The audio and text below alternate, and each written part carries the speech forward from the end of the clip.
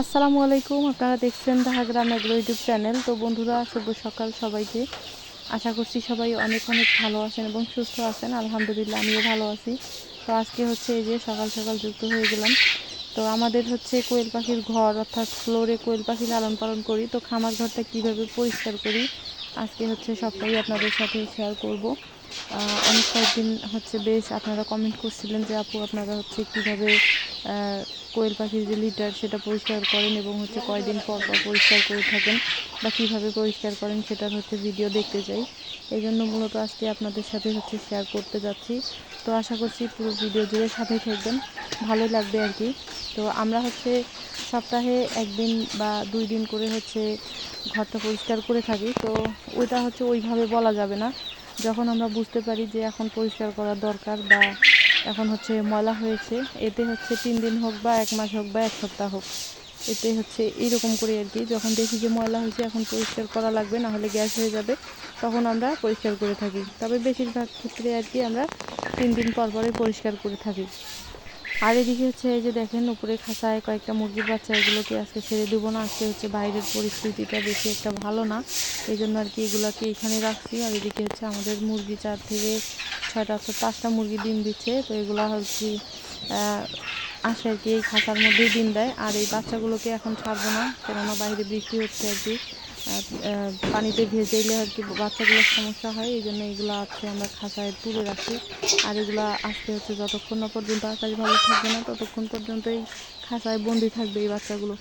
আর আমাদের কোয়েল পাখির ঘর আমি কিন্তু পরিষ্কার করি না। আমি হচ্ছে যদিও আমি এই কাজগুলো করে থাকি, বাট আমার আব্বা এগুলো পরিষ্কার করে। আর এদিকে হচ্ছে এই যে দেখেন কতগুলো মুরগির ডিম জমা হয়ে গেছে। আসলে আমাদের কিন্তু কয়েকটা হচ্ছে ভুঁড়ি ডিম দিচ্ছে এবং হচ্ছে কয়েকটা দেশি অর্থাৎ ছোটো যে মুরগিগুলো ওগুলো ডিম দিচ্ছে। আর এদিকে হচ্ছে এই যে দেখেন আজকে একটা মুরগি হচ্ছে বের হয়েছে, কেবল 2টা বাচ্চা বের হয়েছে। তো আল্লাহ দিলে আজকে সারাদিনটার মধ্যে দেখি কয়টা বাচ্চা পাওয়া যায়। আর একটা তো নামছে, আপনাদের সাথে শেয়ার করছিলাম।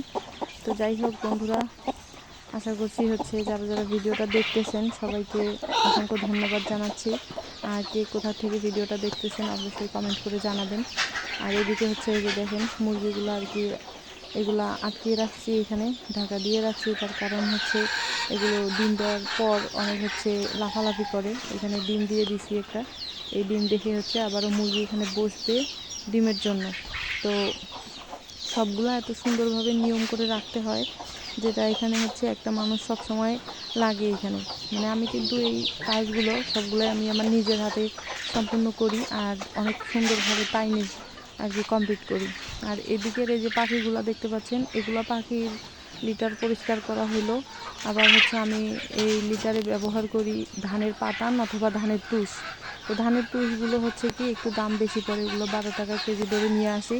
আর ধানের পাতানগুলো হচ্ছে মাত্র 3 টাকা কেজি। আর হচ্ছে প্রথমে কাঠের ভুসি দিয়েছিলাম, তো কাঠের ভুসি দেওয়া যায় না, ওগুলো পাখি খেয়ে ফেলে, যার কারণে হজম করতে পারে না, তখন হচ্ছে পাখি কিন্তু মারা যায়। তো এই যে দেখেন বলতে বলতে এখানে একটা মুরগি আসে ডুবলো, এখন আমি ঢাকা দিয়ে ওইখানে হচ্ছে দিয়ে দিলাম। তো এইরকমভাবে আর কি আমরা আমাদের কোয়েল পাখির যে লিটার আমরা পরিষ্কার করে থাকি। একবারেই হচ্ছে সবগুলোই আমরা ফেলে দিয়ে নতুন করে দিয়ে থাকি। আর এই যে মুরগিটাকে ধরলাম, এই মুরগিটা লাফালাফি করতেছে বেশি, এই জন্য আর কি ধরে একে এখন খাঁচায় দিচ্ছি, এ এখন ডিম দিবে।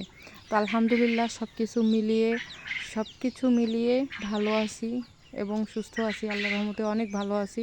এবং এত সুন্দরভাবে যে একটার পর একটা এরকম করে গুছিয়ে আমি কাজগুলো করতে পারতেছি, এটাই কিন্তু যথেষ্ট আমার জন্য। তো এই হচ্ছে পরিষ্কার করার পর এই দেখেন ঘরের পরিবেশ, চতুর্দিকে সব কিছু হচ্ছে গুছিয়ে রাখা হলো। এখন দেখেন পরিবেশটা অনেক সুন্দর লাগছে।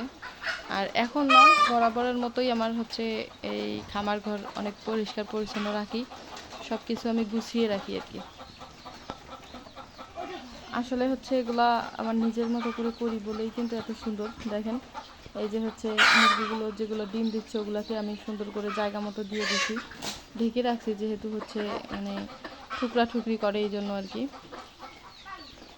এদেরকে খাবার দিছি, তারপর হচ্ছে ওষুধ পানি দিছি, ওষুধে দিলাম হচ্ছে রেনাসি এবং হচ্ছে থায়াবিন দিলাম, যেহেতু ছোট বাচ্চা।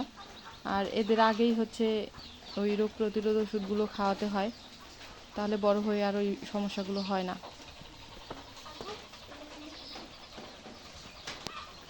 আর এদিকে হচ্ছে যে একটা মুরগি ডিম দিল, বের হচ্ছে এখন। এই লালটা এখন ডিম দিবে আর কি, আসলো কেবল। আর এদিকে দুইটা বসছে ডিম দেওয়ার জন্য। আর যে বাচ্চাগুলো আছে ওইখানে উপরে উপরে থাকে কয়েকটা বাচ্চা রাখছি, তারপর নিচে একদম নিচে দেখেন এখানে মুরগির বাচ্চাগুলোকে রাখছি।